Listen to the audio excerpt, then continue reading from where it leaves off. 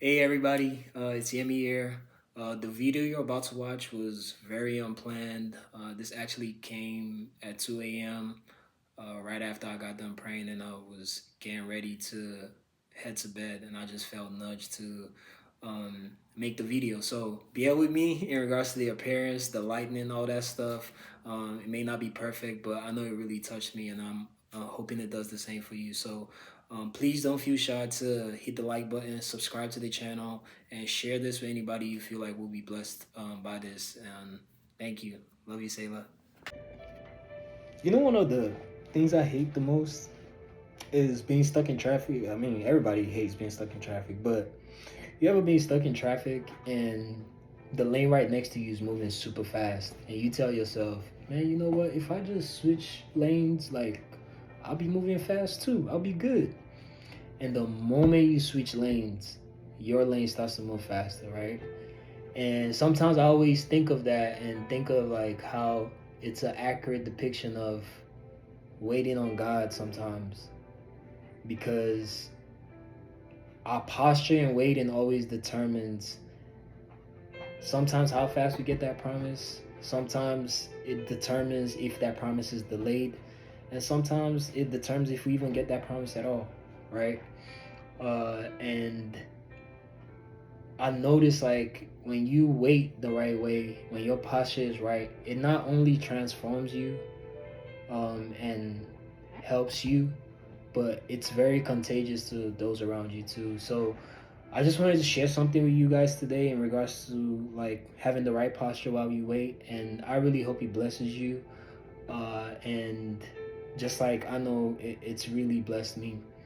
And quick story for you guys. I remember 5 years ago, I went to the dentist to get my teeth cleaned, right? And I'm not saying I haven't cleaned my teeth since then. That'd be crazy. But I went to get my teeth cleaned, and the lady that helped me uh, that day, she was so sweet. And I remember, I don't know how we got on the topic of God or got on the topic of like just being vulnerable with each other.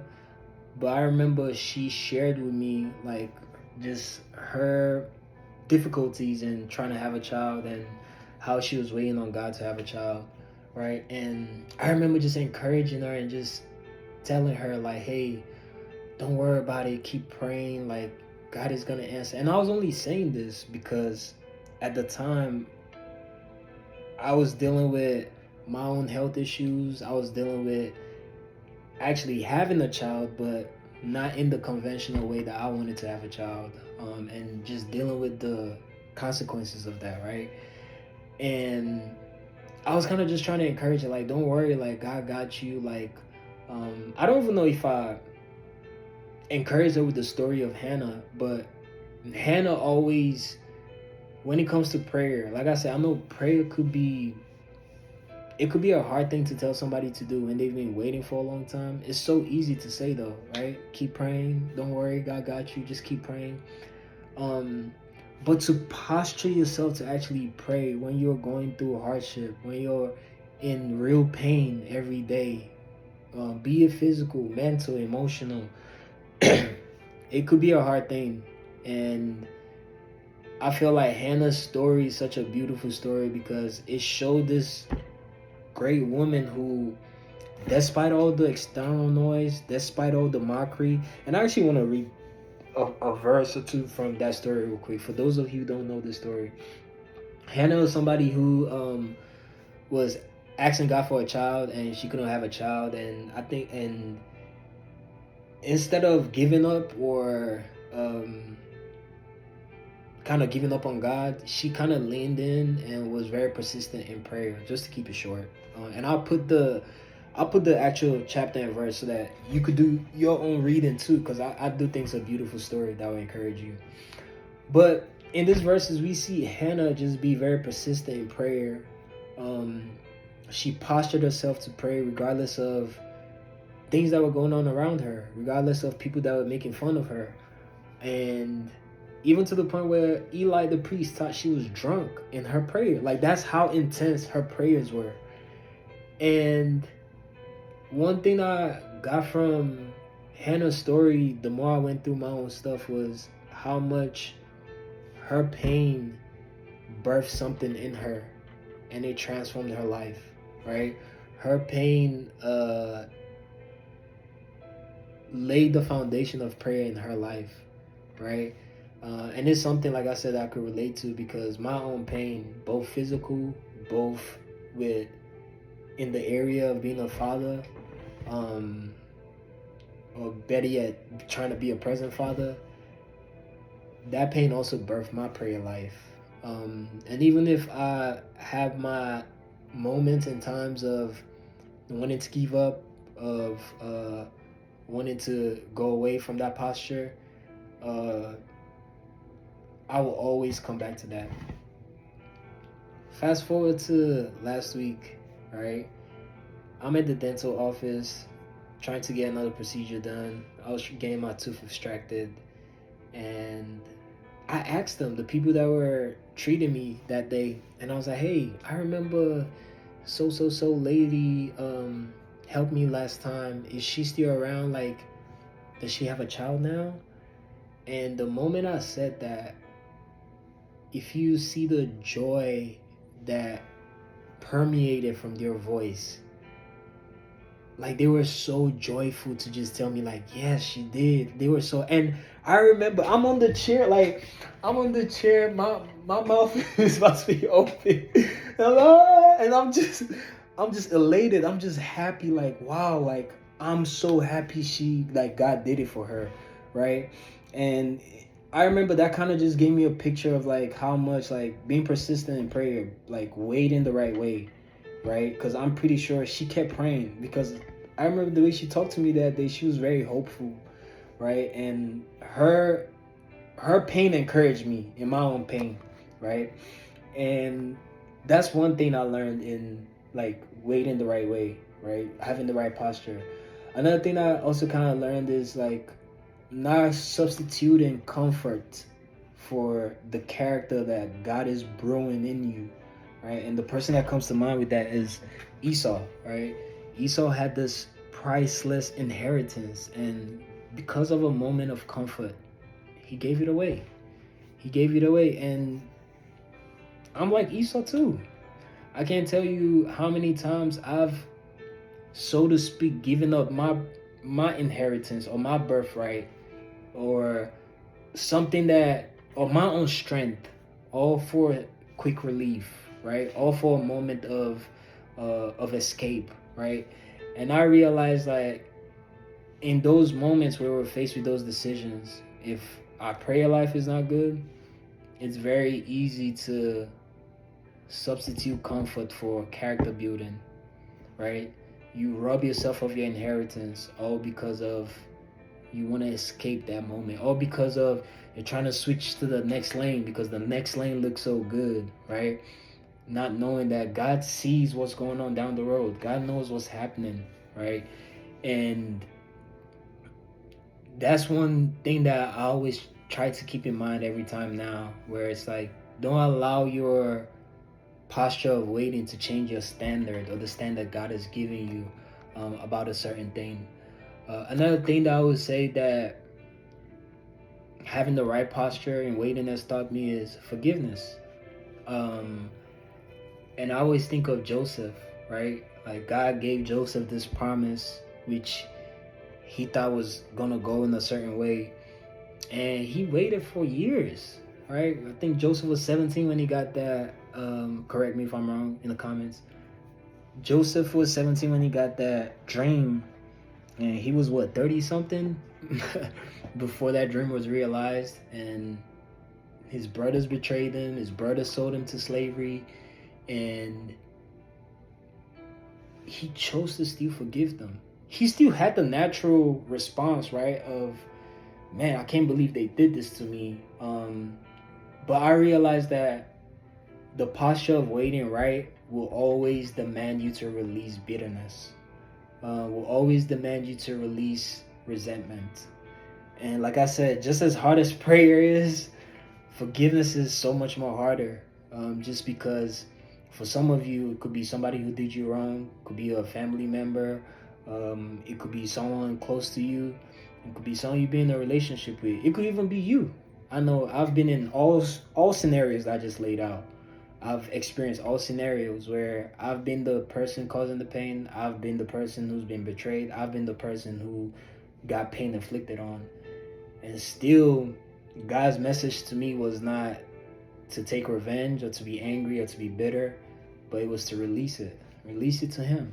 And that was one key thing I learned in my posture of waiting is in your waiting too, as you're waiting for your promise, God tries to heal you from the disappointments of the things that you thought was going to happen.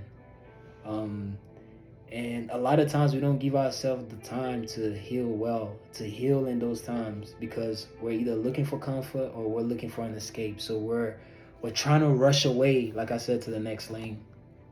Another thing that I realized also is in that posture of Him healing you, God, He wants you to cuff up your idols. Uh, that's also another posture of waiting the right way. He wants you to cuff up anything that you go to, and you know what? Not even go to. You know, a small thing that I realized, a subtle thing that I realized could be an idol, regret. Crazy, right? I never thought regret would be like a subtle idol, but regret could be a subtle idol because it's pretty much you saying like what you had planned in your head is better than what God had planned. So you're wallowing over what could have been, right? And that is completely opposite from what faith will say, right? Faith will say, I surrender even if I don't understand what this is, even if I don't know like what this is, like I still surrender. Like God's plan is better. And sometimes when you regret, you keep yourself stuck. And one person that always comes to my mind is Lot, Lot's wife, right? Look back, right? And why is she looking back? She's looking back because almost like I want to go back. Like I miss. I don't want to go into this new thing, right? And she ended up being stuck. And I realized sometimes waiting waiting is active dependency on God, meaning you still move, right? You're not just being stuck and staying in that place and wallowing and regretting, right? It's moving. It's trusting that He has something better uh, in front that's way better for you. That He's gonna place in your hands something way better. Um, and lastly, I'll say the number one thing that I've learned in my waiting that a lot of us probably don't like doing. I know I didn't like doing for the longest time. Is worship. Um, worship, man. Worship is everything because worship washes off all the disappointments. Worship shifts you from a place of regret to a place of gratitude. Worship moves you from a place of looking back to a place of looking forward, to a place of expectancy, right? Um, that verse that says, "Those who wait on the Lord renew their strength," right?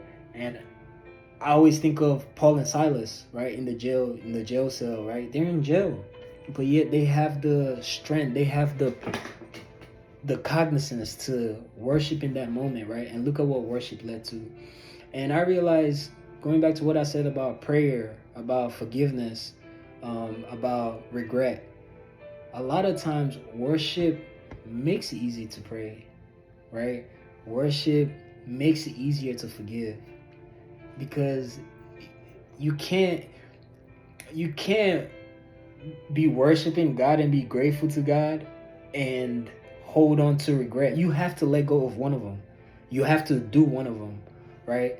And I realized that in the posture of waiting, if you could get yourself to be in the place where you're on your knees, not only praying but worshiping, um, worship gives you strength. It gives you restored strength from things you already lost in the past. So anyway, not to be too long-winded, I just want to ask you, like, what's your posture in this waiting period for you, whatever that may be? If you're still holding on to that promise God wants to give you, which God is a man of His word, He's faithful. He will give you. And for me, like, I know I owe God my loyalty because I've been so unloyal for so long. I know I owe God my faithfulness because I've been so unfaithful for so long to Him. Um, I know I owe Him my surrender and to be in a posture of waiting like a true son because He's been the best father I've ever known, right? So, I just want to encourage you that whatever it is that you're waiting on God for, don't just wait, don't just escape, don't just look for comfort, but ask Him to teach you how to wait properly, so you don't give up your own inheritance, so you don't throw away the training and transformative things that He wants to do in your heart and in your life. And like I said, with the dentist, when they told me about the lady having a child, a lot of times the wait period is because whatever it is God wants to give you is gonna bring so much joy to others. Um, it might feel like pain for you, right? But it's gonna turn to joy, not just for you, but for so many other people around you. And I think that's one of the most beautiful things, which you can only see if you wait, if you wait the right way. So I hope this bless you. I hope you guys are able to move the way God wants you to move. Please share this with anybody you know will be touched by this. Leave a comment for me to pray with you if you need prayers. And don't be shy to like this video. Don't be shy to subscribe to the channel either. I'll try to um, share more as much as I can. So y'all stay blessed and y'all be good.